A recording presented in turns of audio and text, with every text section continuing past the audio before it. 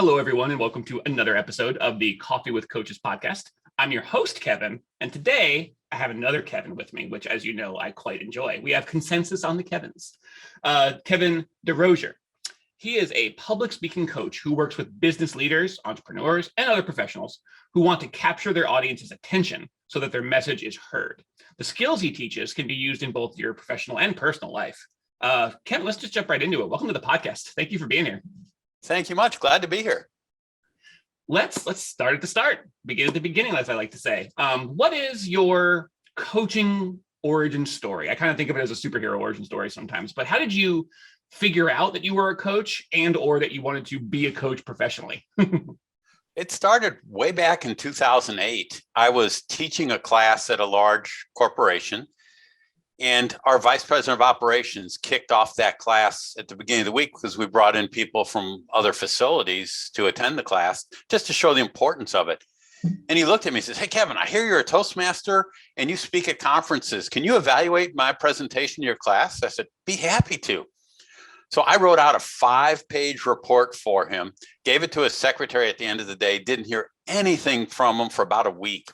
And a week later, he pokes his head in my office door and says, "Hey, Kevin, what are you doing next week?" I said, "Well, Pete, I hope I still have a job after that evaluation." He said, "Oh, yeah. He says, "I'm flying to our facility in Williamsburg, Virginia to give communication meetings. Would you mind flying up in a corporate jet with me and working with me on my presentation, analyzing my presentation that I give, and then giving me critique on the way back?" So I did that. And when I got back, he started inviting me to other meetings way above my pay grade that I probably shouldn't have been at, but just to be his personal speaking coach. And then I started doing other managers, even though I'm an engineer by degree, electrical engineer. I'm not really a public speaker. I wasn't a public speaking coach back then. Then 5 years later, I went to another job and I told my boss about it. And he said, "Our boss could use that kind of critique as well." So I did it for him. And that became almost 25, 30% of my job. They started having to do all the frontline managers, directors, and everything. And I figured if I can do this in the corporate world, there's value for it when I retire. So when I retired a few years ago, I started coaching people on public speaking. Fantastic. I just love that. I just love that sense of discovery where it's just like it wasn't even on your radar necessarily. You were just, being yourself and helping out and being like, well, here's what I think and here's the feedback. And I love that it just essentially you were just so good at it that eventually you just had to keep doing it. People kept elevating, being like, why don't you finding a way to get you into the room, get your feedback, get your eyes on their performance, get your evaluation. I just love that it was almost like an emergent property. You just basically kind of like became a public speaking coach by your very nature. That's awesome. Yeah, I really enjoy it too. And it's something I enjoy. And that's what you want to do. You want to do something that you enjoy and get satisfaction from in life. And this I love that you're retired. Yeah, you're retired, but you're just doing what you love. That's awesome. Yes, exactly.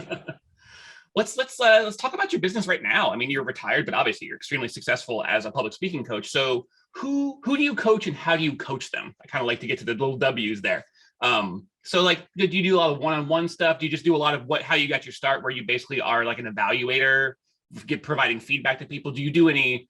I mean, I imagine you do some public speaking of your own that coaches many people in public speaking, kind of a meta, hat on a hat sort of thing. But yeah, who do you coach and how do you coach them? Well, mostly it's business people or entrepreneurs. Those are my two main clients. And the way I coach them is, in today's day and age of video and Zoom and everything else, most of them I don't even see in person. They'll record a presentation that they gave. They'll send me a link to it. I will review it several times, analyze it, and then I give them a detailed report, just like I gave my vice president of operations that 5-page report. They get a 4 to 5-page report saying what they did well, where they have some opportunities, what they did best, and then suggested next steps. And then we talk about that. And no matter what level they're already speaking, you can always find ways to get better. I go to public speaking coaches as well because I want to continually get better. And any coach that doesn't go to other coaches and learn, they're going to fall behind the times. But mostly it's a process, or I'll take my cell phone out. They'll invite me to their event. I'll get my cell phone out. I'll film them giving their presentation, or they'll practice their presentation and film it, send it to me, and then we'll work on it and then just go back and forth. I also help a little bit with content, but more of it is in delivery. But I want them to be able to grab the audience's attention. And there are certain things in content you just have to do, not just talking about yourself. So many people just, it's I, and you turn off your audience that way. I'm teaching them how to make it you focus, you being YOU, about your audience and what's in it for them. I love that. A couple of things. I mean, obviously, I can go like 6 different directions now. I love that pretty much every coach I talk to, almost without exception, I can't really think of one off the top of my head. Every coach has a coach, because coaches seem to understand as much as anybody in any profession does, that you are always growing. You're never finished. You're never a finished product. You've never arrived. Like, hey, I've done it. I'm a coach. I have the formula. It works. No notes, no tweaks. I'm done. It's like, no, every single coach I know is not just passively, but actively engaged in improving themselves as a coach and as a person. So every coach has a coach. I like that. I like that a lot. It kind of adds to the whole rising tide that I feel like coaching has been represented by in especially the last few years, but for quite a while now, as people have become more aware of how valuable good coaching can be. I had a second point, but then I just got really, really passionate about the coaches having coaches. Oh, I do really like the flip, because it's so easy when you're presenting to go right into the I statements, to talk about yourself, because you think in your head, I know, at least for me, I'll want to share myself in an effort to connect. But what I end up doing is instead of sharing, I project myself out and push people away. And just that the ability to have someone see that on my behalf and say, yeah, I know you want to connect. I know you're trying to help, but what you're actually doing is maybe not helping or pushing people away. Here's like 3 to 30 things that you could do to maybe flip that around just a little bit and make it about your audience and connect with them and just let them find you in their own time. I love that. It's something that, quite frankly, just in my personal life, I strive for every day. So I love the way that you have it for public speaking coaching, just to really help people connect. And the other thing too is I continue to try to tell people, don't try to be the hero. If the audience puts you up on a pedestal and they think, oh, I can't be like him or her, then they're not going to learn from you. They say, well, I can't do that because this person does that, and that. You have to make yourself human, just like them. You have to be able to expose that you're not perfect either. You've made some of the same mistakes that they're going to make or they're making. And that's important too when you speak to an audience. If you just come across as that expert the whole time and don't show them that you have that human side of you, they're not going to listen. Yeah. Don't want to be the hero, but I have something valuable to share that I think is valuable. But it's not valuable because I'm special. It's valuable because I was fortunate enough to discover it. And I'm excited to share it with you. And so long as I'm making my I statements now. I've tricked myself into making classic mistakes. But yeah, so long as I keep that desire to serve in mind, top of mind, the rest of it tends to take care of itself. Like it's really usually does. When I get a little bit unconscious, and I'll just slip into that natural, this is what I'm thinking, this is what I'm doing. And I don't even realize it as it's happening. I'm like slowly elevating myself in a way that is completely antithetical to what I'm trying to do. But yeah, it's a matter of keeping it top of mind, which a coach, quite frankly, is ideally positioned to do. Someone who you trust, who could see different things about you that you're just not going to be able to see yourself, who could be a bit of a mirror, but also a guide. It really is the perfect way to see those things about yourself that you might not see, and to grow yourself in ways that you might not be able to on your own. I keep making statements and not asking questions, but you're doing great at like letting me talk and then just coming right back in with the good stuff. Yeah. What else did you want to know? Well, let's talk about what comes up next for your business. I love what you do. I love what you're doing. And I'd love to know, like, do you have anything special coming up? Like maybe any events? I know that as we move into 2022, a lot of people are beginning to attend events in person again, while still having tons and tons of like virtual events. Do you have any maybe coaching courses that you're doing? Do you have any like openings? Are you like anything you're excited about in 2022 for your coaching business? I'll take it all. Okay. Well, right now, I hopefully will have approval within the next day or two on continuing education credits for a public speaking coaching course I am presenting. And it's mostly geared towards senior living communities, the management of those, but it'll apply to anybody. And once I get approval for their CEUs, I'll be having a course or two locally here in St. Louis where people will come and learn. It's a 4-hour course, a workshop, and it's very interactive, because if you just stand up there for 4 hours and talk to somebody, they're not going to get anything.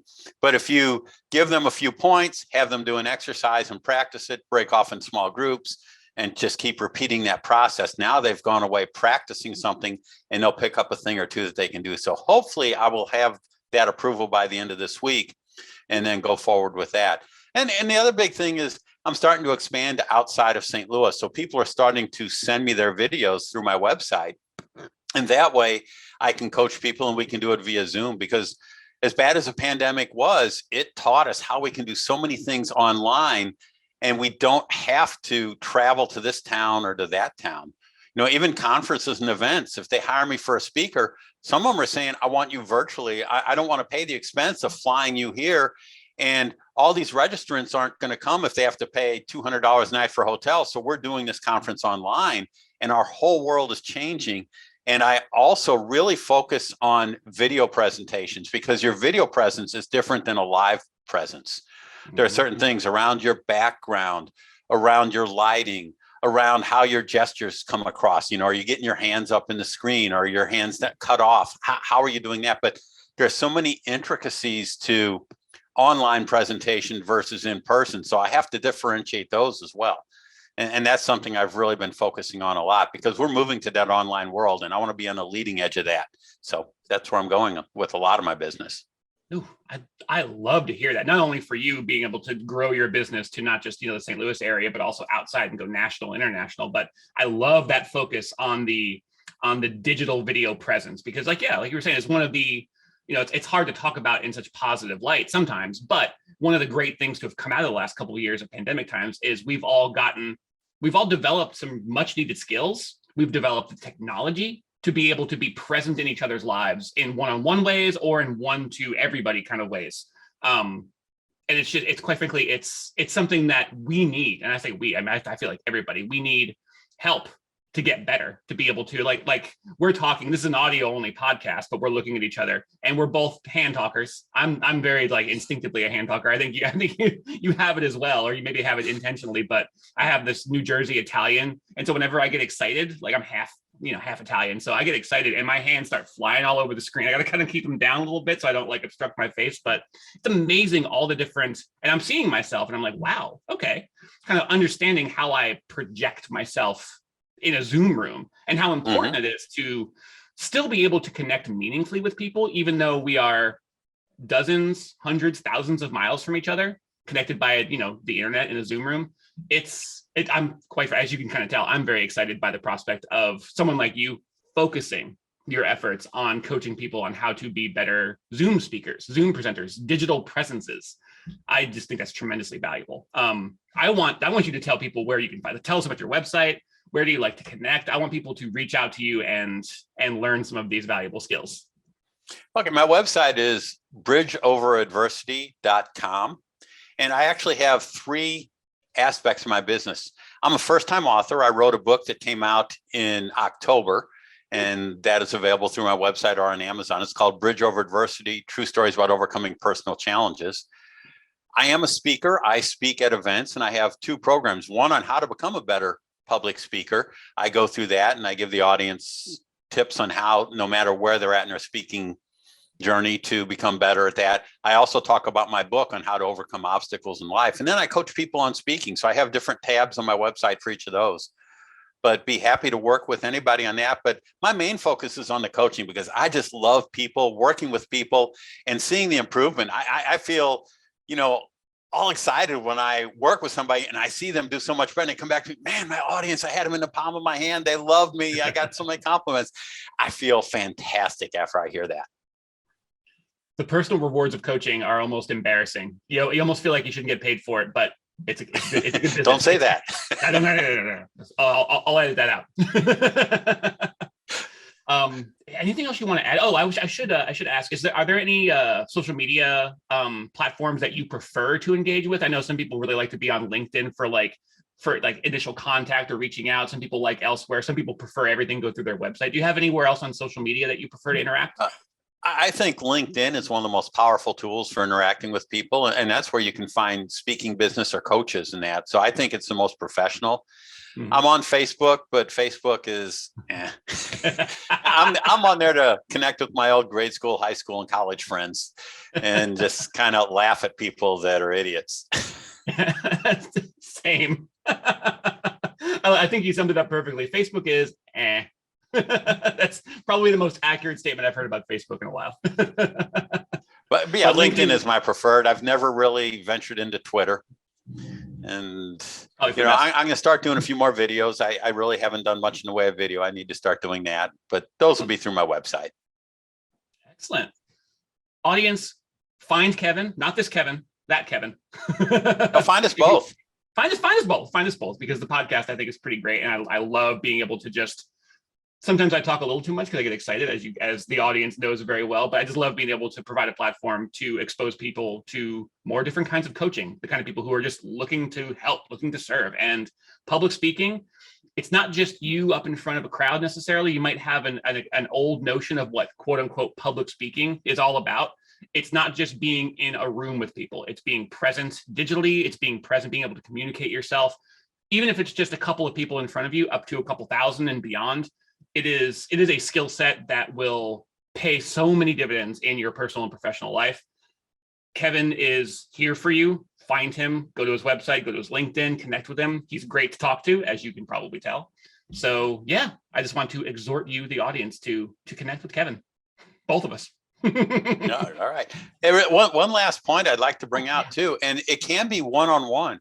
If I go to a party and I walk into a party and I don't know anybody, by the end of the night, I know just about everyone because of those communication skills. I can walk up and start talking to somebody, and I may not say more than 5 words to someone. They'll think I'm a great conversationalist because I ask them a couple of questions about themselves, and they just talk and talk and talk. And it's interesting. I love learning about people. So you can use these skills one-on-one as well as in groups. It's a skill that can unlock pretty much any door you might be thinking about. So yeah, I feel like I could talk. You're such a great listener and a great talker. I could clearly talk to you for hours, but I should wrap us up before things get too long in the tooth. Thank you, Kevin, for being here. Thank you. Fantastic to talk to you. And audience, we'll talk to you again soon.